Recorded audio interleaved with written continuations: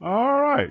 Good evening, good morning, good something, wherever you may be, whatever time it is. It is the Angry Onion time, and this is the Angry Onion Show, where we give you a brief synopsis of news and views that just stink on most occasions. Well, probably on all occasions.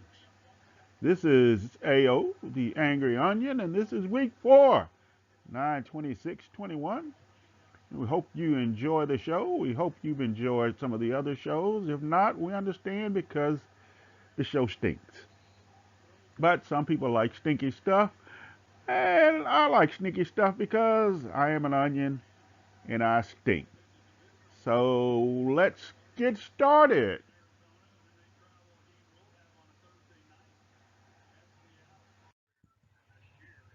All right, like we said, welcome to the Angry Onion. Here's a little of our ground rules, the way this show works.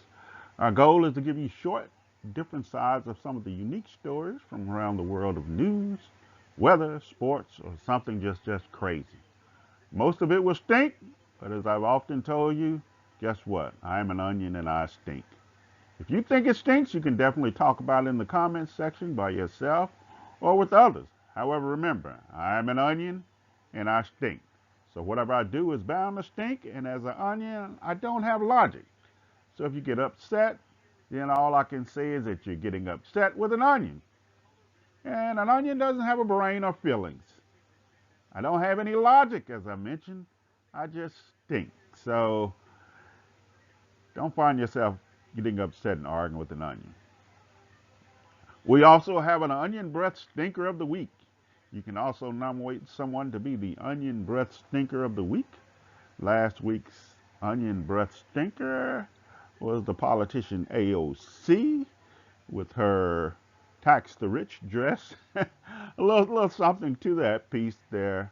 The designer of the dress, the story just came out, who made the dress for AOC, happens to be in a little tax trouble herself, of some unpaid taxes over the years, as well as taking money during the pandemic. So all I can say is you have to be careful when you do those things because people will come after you. Each week we'll have a unique question or a topic for you to ponder and discuss. More than likely it will stink also. Last week's question dealt with the difference in Pepsi and Coca-Cola, and if you'd ever taken the Pepsi challenge. And if so, what did you choose and what did you think about it? With no further ado, let's go ahead and move right into our news. All right, let's kick off our news story for the week. It says a wallaby escaped the Scottish petting zoo and visits a nearby pub. A wallaby is kind of a native animal from Australia. We look at kind of all of the animals as kangaroos over here, but there's wallabies, wallaroos, but they're all of an Australian, I'd say, descent. But as the story goes, on September 24th, the UPI reported a wallaby escaped from a Scottish petting zoo just hours after being delivered to the facility and was spotted hopping outside a pub. Nikki Johnson, who runs the Walkermill Menagerie Petting Zoo near New Deer, Aberdeen, said 6-month-old wallaby Eddie was one of 2 wallabies brought to the attraction Sunday night alongside a giant tortoise and 3 meerkats.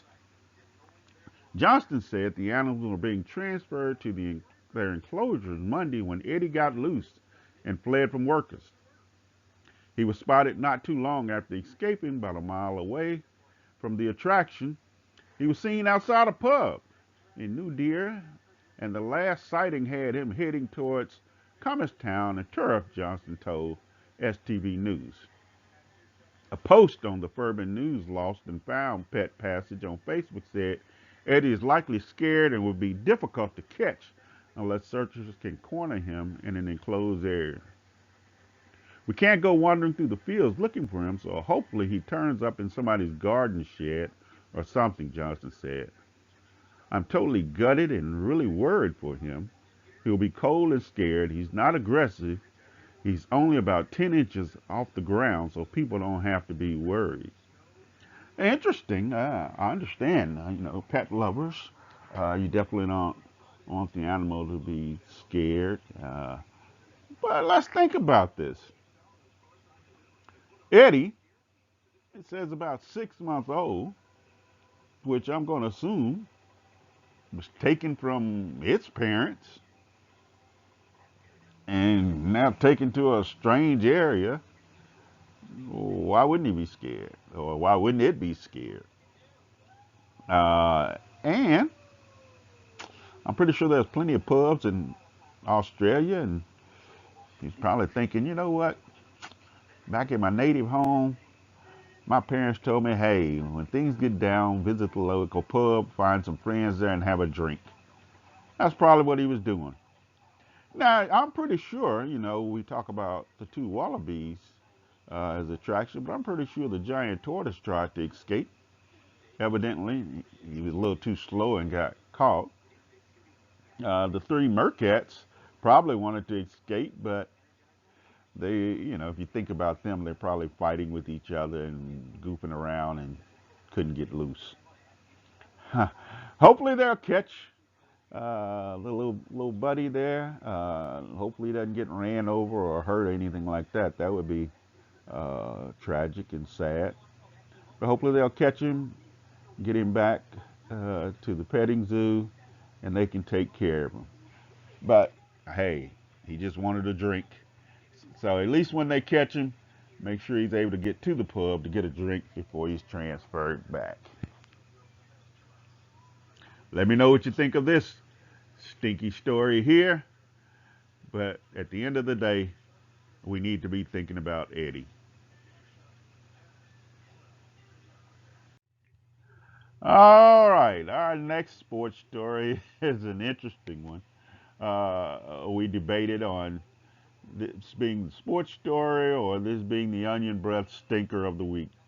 But we decided to go with the sports story, so here we go. Cowboys lineman tried to bribe an NFL drug tester and got a longer suspension instead. NFL players are no longer supposed to get suspended for marijuana use thanks to the league's new collective bargaining agreement with its Players Association. Vallejo Collins apparently went the extra mile to earn his 5-game suspension thanks to a bribery attempt. The Dallas Cowboy lineman was suspended 5 games early in the month, and we now know it was a long series of errors that included skipping tests and committing light financial crimes in an attempt to bypass a drug test that reportedly wouldn't get him suspended otherwise.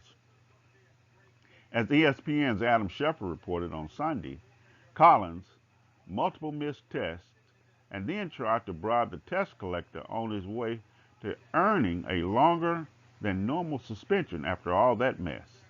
In fact, as Schefter noted, Collins actually got 5-game suspension that was then negotiated down before an arbitrator rejected the plan based on evidence of the bribery. The NFL initially was preparing to suspend Collins 5 games for his actions, but the NFL Players Association, aware of the intended 5-game suspension, helped negotiate a reduction to what would have been a 2-game ban. Collins, however, appealed the suspension, and the appeal was heard by an arbitrator appointed jointly by the league and the NFLPA. The arbitrator not only rejected Collins' appeal, but also ruled that based on the evidence, the suspension should be increased back to his original 5 games. As ESPN reports notes, the suspension was initially reviewed on September 10th, and he's already served a game of that 5-game suspension. But news of the bribes is certainly new, as is the number of tests he skipped, which was 7. He believed he had legitimate reasons for missing 7 drug tests, one of which was scheduled for the day that the Cowboys' strength and conditioning coach, Marcus Paul, died in November. Collins missed another drug test the day of his uncle's funeral. Before the suspensions, Collins had missed just 1 game for the Cowboys since he joined the team in 2015. If the suspension holds, he's scheduled to return to the roster on October 18th. Okay, Mr. Collins. This is interesting. Not that I don't understand you're missing some of your drug tests. I think the two that's cited in this article of your strength coach dying, uh, that's legitimate. I have no issue with that. Or your uncle's funeral you're missing due to that. I have no issues with that if you notified them. But unless there was five other funerals, I'm not sure how seven. Uh, that almost says you don't want to take the drug test because you're still doing drugs. One could imply that. The bribery, though, I don't know, Mr. Collins. Why the bribery? You didn't need that. You didn't need to do that. So that's a serious piece there. And all I can say is, what did you expect the arbitrator to say when you're the one giving them the evidence? And it didn't sound like that you tried to get out of the bribery piece from the news we have here. But I mean, 3 games, additional 3 game suspension. That's some pretty good dollars there you're going to lose versus just taking the 2 game ban instead of now the 5 game. But Mr. Collins, I'm pretty sure you got legitimate reasons for doing that, and we're going to appreciate your reasons for doing that, although we don't know them all. But I think we'll just say they probably stink. Probably just stink real bad. And the arbitrator probably was sitting in there saying, "What is this stinky mess you bringing in front of me? We going back to the original suspension." All right, Mr. Collins, you get off the hook this time for not being the stinking breath of the week, but you came awful close. Let me know what you think of this story on Mr. Leo Collins. Now, he's a heck of a football player, but this just was not smart thinking from the lineman.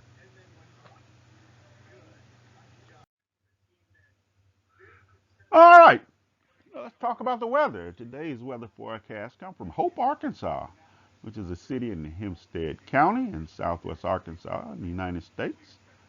Hope is the county seat of Hempstead County and the principal city of the Hope Micropolitan Statistical Area, which includes all of Hempstead and Nevada counties. As of 2010, the census population was 10,095, and in 2019, the population was estimated at 9,599. So it is a growing city. Very familiar with the city, as I am myself is from Arkansas and have drove from Little Rock down to Hope. Hope is the birthplace of 2 former Arkansas governors, Bill Clinton, who was also president of the United States from 1993 to 2001, and Mike Huckabee, who ran for the Republican presidential nomination in 2008 and 2016. Weather forecast for the week is sunny and 85 degrees, average for the week. Bill Clinton, when he was running for president, uh, put Hope on the map as he talked about why he was running for president and the hope that he would like to bring because he was from a small city that had a lot of hope, and it was called Hope, Arkansas. Now, before that and after that, Hope, Arkansas has been well known for its watermelons. They grow some of the largest watermelons in the country. And each year, shall I say, they have a watermelon festival where people come around and participate in the watermelon eating contests, see who has grown the largest watermelon, and it's just a festive time. Very nice, very nice.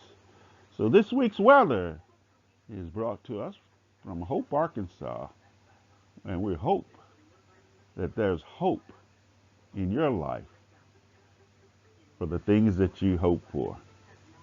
Thank you, Hope, Arkansas, for the weather. All right, this week's onion breath stinker of the week is actually a person or persons, but we're just going to call it a whole city. And this week's onion breath stinker of the week is the city of San Francisco. Now, think about this. The city of San Francisco and its city council decided to kind of decriminalize shoplifting. And basically, with the law that they put in place or the ordinance, it says that if you create a shoplifting crime with a value of less than, get this, $9,500, then that is a misdemeanor, not a felony. So a couple of stores have actually shut their doors. And we're not talking about just the mom and pop stores, but Walgreens and CVS themselves have closed down several stores in San Francisco due to the shoplifting. They can't operate like that. Now, if you think about how large they are, you think they can absorb the shrink that may go on. But if you're a mom and pop store and you kind of embracing the criminals to say, hey, all it is a misdemeanor, they're going in for the big stuff. I mean, why, you know, why, why not risk getting caught, right? I mean, $9,500, that's well beyond a felony.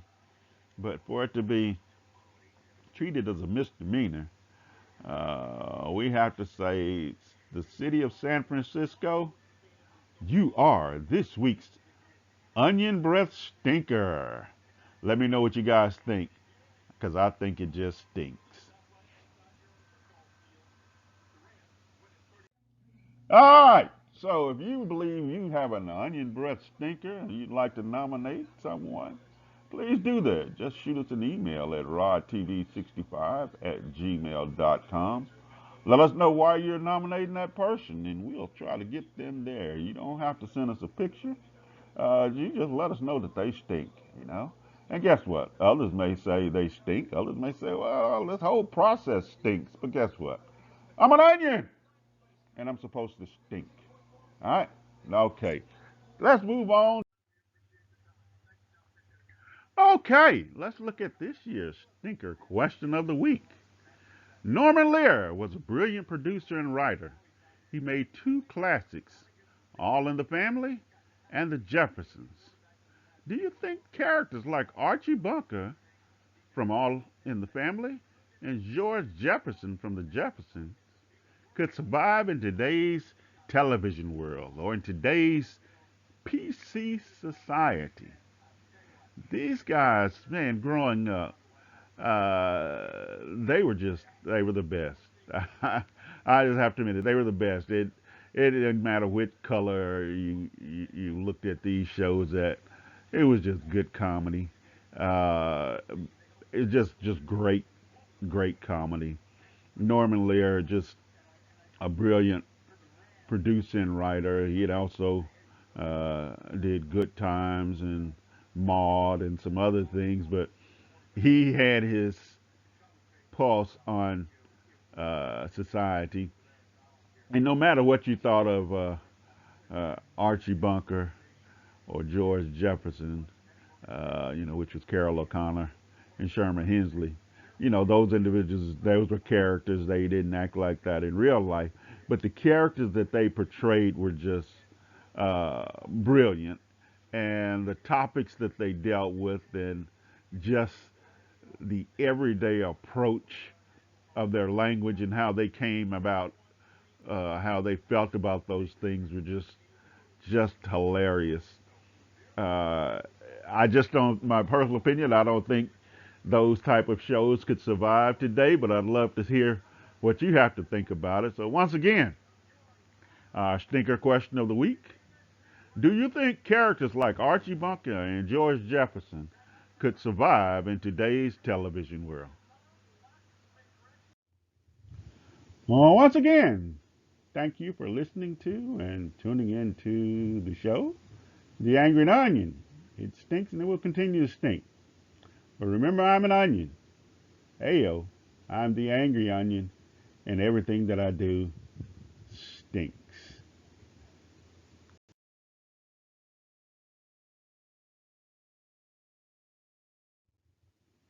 Thank you to The Angry Onion, which is a production of Rod TV 65, where reality meets the public.